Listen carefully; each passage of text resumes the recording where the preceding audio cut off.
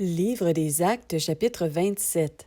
Mais quand il a été jugé que nous embarquerions pour l'Italie, on a livré Paulos avec quelques autres prisonniers à un officier de l'armée romaine du nom de Iulius de la cohorte d'Auguste. Et nous sommes montés sur un navire d'Adramite qui était sur le point de faire voile le long des côtes de l'Asie, et nous sommes partis. Aristarchos, Macédonien de la ville de Thessalonique, étant avec nous. Le jour suivant, nous avons abordé à Sidon, et Iulius, qui traitait Paulos avec courtoisie, lui a permis d'aller vers ses amis afin de recevoir leurs soins. Et étant partis de là, nous avons longé l'île de Chypre parce que les vents étaient contraires.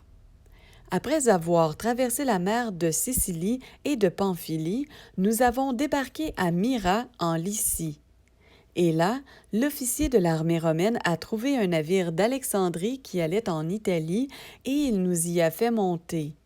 Et pendant plusieurs jours, nous avons navigué lentement, et ce n'est pas sans difficulté que nous sommes arrivés à la hauteur de Cnide, et comme le vent ne nous permettait pas d'aborder, nous avons longé la crête vers Salmonée. Nous avons longé l'île avec peine et sommes arrivés à un lieu appelé Beauport, près duquel était la ville de Lasée.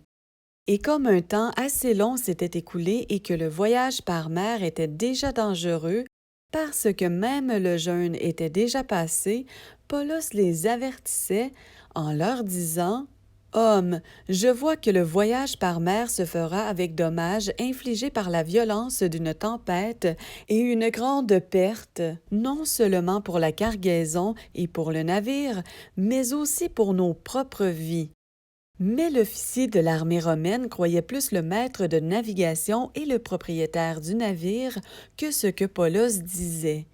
Et comme le port n'était pas bon pour y passer l'hiver, la plupart furent d'avis de partir de là pour tâcher de gagner Phénix, un port de Crète tourné vers le vent du sud-ouest et le vent du nord-ouest, afin d'y passer l'hiver. Et le vent du midi commença à souffler doucement, et se croyant maîtres de leur dessein, ils levèrent l'ancre et côtoyèrent de près l'île de Crète. Mais peu après, un vent impétueux du nord-est, qu'on appelle Eurachylon, se leva du côté de l'île. Et le navire fut emporté par la violence de la tempête. Et ne pouvant résister, nous nous sommes laissés emporter à la dérive. Et ayant passé au-dessus d'une petite île appelée Clauda, nous avons eu beaucoup de peine à nous rendre maîtres de la chaloupe. Après l'avoir hissée, ils se sont servis des moyens de secours pour ceindre le navire et, de crainte de tomber sur la Syrte, ils abaissèrent les voiles. C'est ainsi qu'on se laissa emporter par le vent. Mais comme nous étions extrêmement secoués par la tempête, le jour suivant, ils se sont mis à alléger le navire.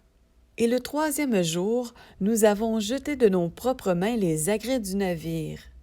Et comme ni le soleil ni les étoiles n'apparurent pendant plusieurs jours, et que ce n'était pas une petite tempête qui se trouvait sur nous, finalement, nous avions perdu toute espérance de nous sauver.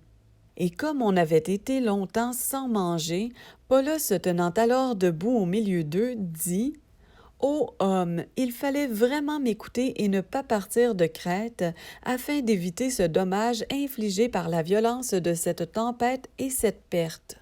Maintenant même, je vous exhorte à prendre courage, car il n'y aura perte d'aucune âme parmi vous, mais du navire seulement. » Car un ange d'Élohim à qui je suis et que je sers s'est présenté à moi cette nuit, disant « Paulos, n'aie pas peur. Il faut que tu comparaisses devant César, et voici qu'Élohim t'a donné gracieusement tous ceux qui naviguent avec toi. C'est pourquoi, homme, prenez courage, car je crois Élohim, la chose sera comme elle m'a été dite.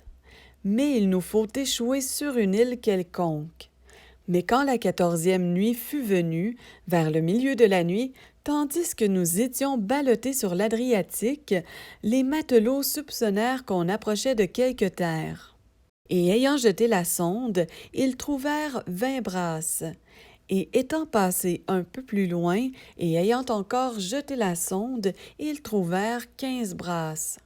Mais craignant d'échouer sur quelque écueil, ils jetèrent 4 ancres de la poupe et prièrent pour que le jour vînt.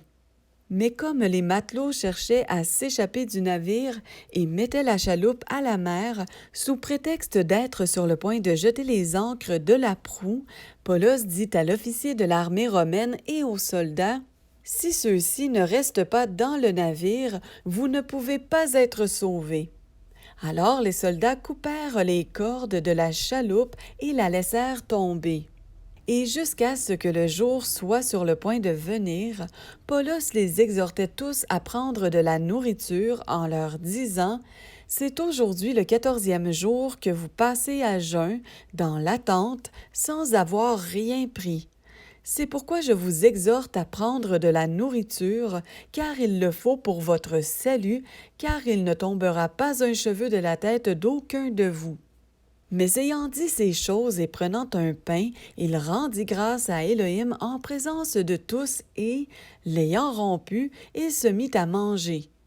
Et tous, reprenant courage, mangèrent aussi. Et nous étions dans le navire 276 âmes en tout. Et quand ils eurent mangé jusqu'à être rassasiés, ils allégèrent le navire en jetant le blé dans la mer.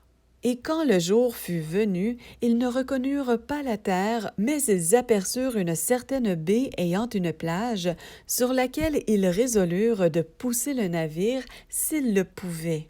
Ils délièrent alors les ancres et les laissèrent aller dans la mer. Ils relâchèrent en même temps les attaches des gouvernails et, hissant au vent la voile d'artimon, ils se dirigeaient vers le rivage.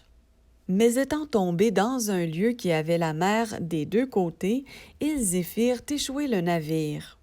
La partie avant du navire fortement engagé restait, en effet, immobile, tandis que la poupe se brisait par la violence des grosses vagues.